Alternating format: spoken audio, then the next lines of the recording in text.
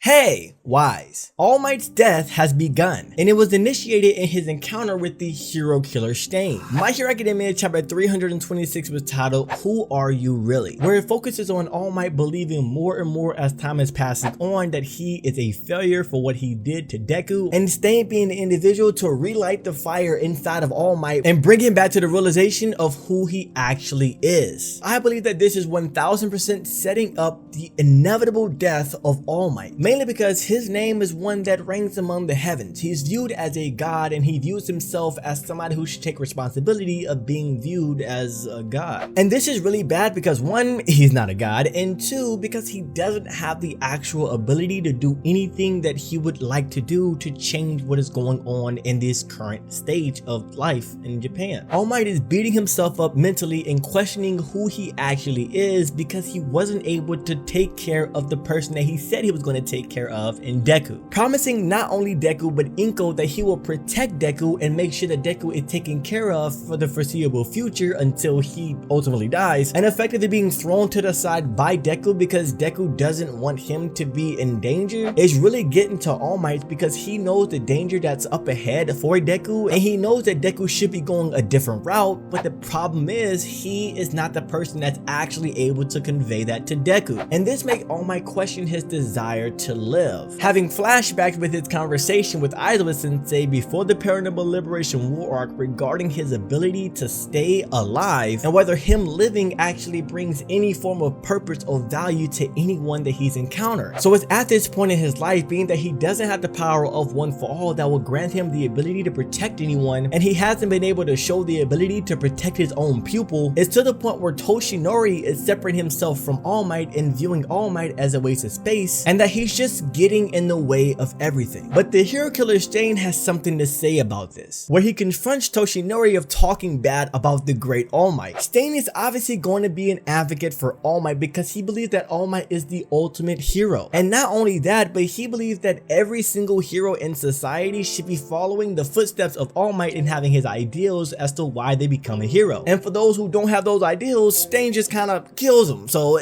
that's pretty much the proposition that you have. But in hearing 𝚘𝚙𝚢's lack of belief in All Might, 𝙬🚘 immediately tells 𝚘𝚙𝚢 to take it back, and they proceed to have conversation that leads to 𝚘𝚙𝚢 claiming that she is All Might. And when 𝚘𝚙𝚢 claimed to be All Might, 𝙬🚘 immediately denied because he didn't visually look like All Might, and we see 𝚘𝚙𝚢 turn to his big All Might form for a split second before he goes back to his Small Might form, which I find to be really interesting because I was of the belief that he wasn't even able to transform back into his big form forever now. But that's not the point at all. The thing that's really interesting is that 𝙬🚘 still denied 𝚘𝚙𝚢 of being All Might, even though he just received visual confirmation that this man literally is All Might. He showed you his big form and everything. And it's obvious, at least to me, that Horikoshi purposely made 𝙬🚘 not believe that that's All Might, even though he physically saw All Might turn into All Might. And I'll explain more as to why that's the case a little bit later. In this encounter between 𝙬🚘 and 𝚘𝚙𝚢, as 𝙬🚘 was pressuring 𝚘𝚙𝚢 about claiming to be All Might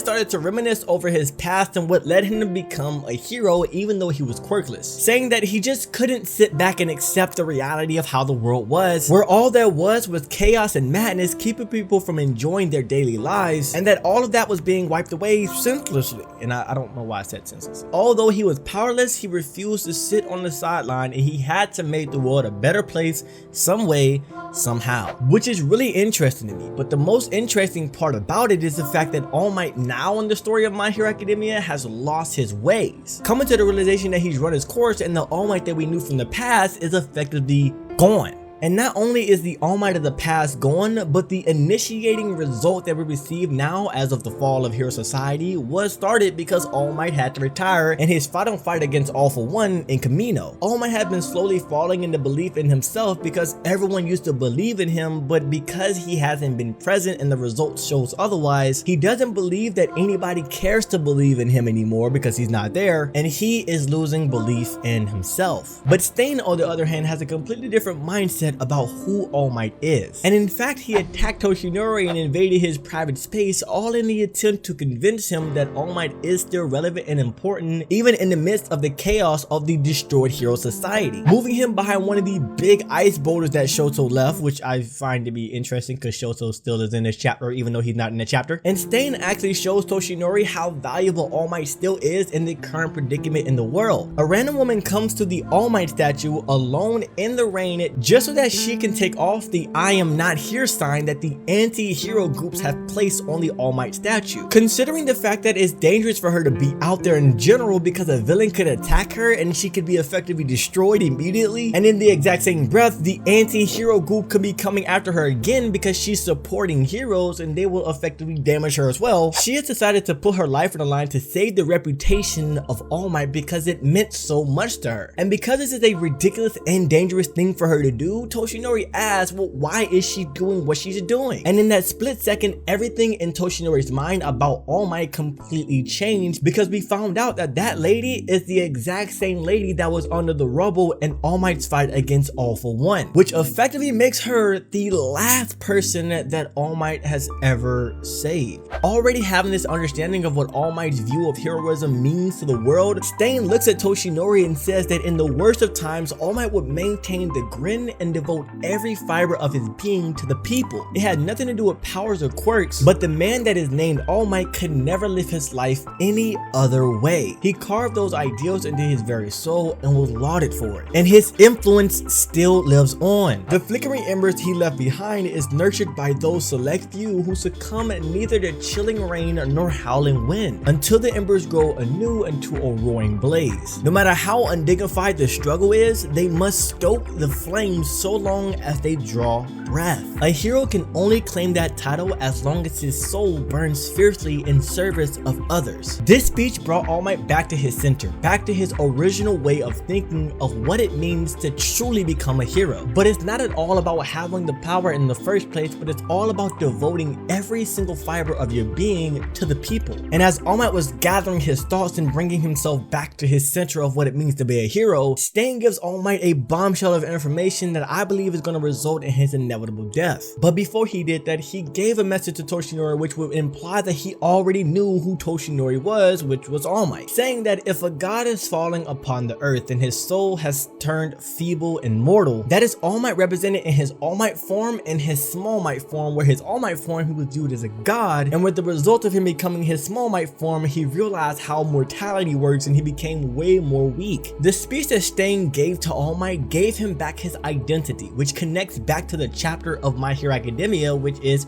Who Are You Really?, where he already knows the identity of Toshinori Yagi is All Might because he saw the encounter between Toshinori or All Might and Deku. But the question of who are you really is meant to center All Might back into his heroism, because as he said in this chapter, he feels as if he's the only one who's becoming more and more distant from heroes and from heroism. And in losing his ideals from heroism because he doesn't have any powers, he's losing who he actually has been his entire life, even when he didn't have powers, which in Stain's and also everyone else's eyes is a true hero, the truest hero in the entire world. And with that, Stain leaves All Might with two things: vital information that he received over his time in Tartarus, and the promise that All Might would come after the life of the hero killer Stain, the man who has killed over 40 heroes. Although Stain's speech is very impactful and was needed for Toshinori to realize who he truly was, it hurts me to say this, but that is the recipe for disaster for All Might. Because as we know, when it comes to All Might's heroic ideals, he is just as stubborn as anybody, and he will take full responsibility for everything, even if he doesn't have the ability to actually do anything. With the information that Stain left for All Might, I wouldn't count out the possibility that All Might would do things by himself. Where in those notes, we're probably going to get more information on where All for One and Shigaraki are, and All Might could very much try to confront Shigaraki or All for One for what they have done to the hero society and try to take care of things by himself. And even if he doesn't do it by himself, I find it very difficult to believe that All Might coming back to his senses of what it means to be a hero isn't going to put himself in a position to be of any form of help to the heroes as he gives them the information on where Shigaraki or whatever this information that Stain gave to him. So no matter how I look at it, All Might is going to put himself in a position to confront the main villains in the story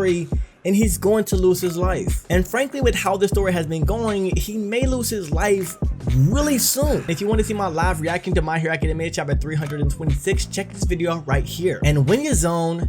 every single